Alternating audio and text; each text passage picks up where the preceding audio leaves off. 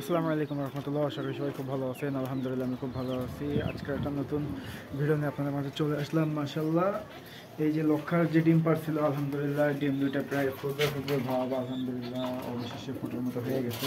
আমি আপনাদেরকে একটু দেখাই যে ডিম কীভাবে ফুটে। সেটা তো আপনারা সবাই জানেন, যারা হচ্ছে পুরোনো কবুতর পালেন তারা অবশ্যই সবাই জানেন, যারা নতুন তারা অবশ্যই বিষয়টা জানেন না। এই দেখেন কবুতরটা এখন আমি সরাই নিলাম। মাশাল্লাহ, এই যে ডিম, এই যে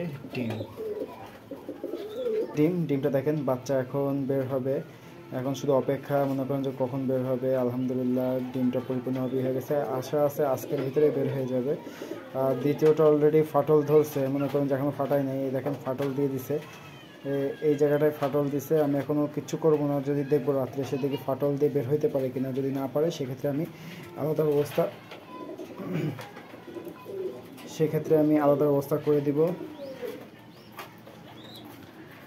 আলহামদুলিল্লাহ আপনারা দেখলেন যে লক্ষার ডিম দুটা মাশাল্লাহ প্রায় ফুটে বের হবে। আর কীরকম বাচ্চা বের হবে আমি সেটা আপনাদেরকে দেখাবো। যেহেতু আপনার হচ্ছে এই যে লক্ষা পেয়ারটা, এটা হচ্ছে আপনার মানে পুরোপুরি পিওর অ্যাকুরেট না। মাটিটা হচ্ছে একদম পিওর ব্ল্যাক কালারের, আর এই যে কালো যেটা আসছে এটা হচ্ছে হোয়াইট আর ব্ল্যাকের থেকে একটা কালো বের হয়েছে। এখন বাচ্চা দুটা কী হবে এটা আসলে দেখার বিষয়।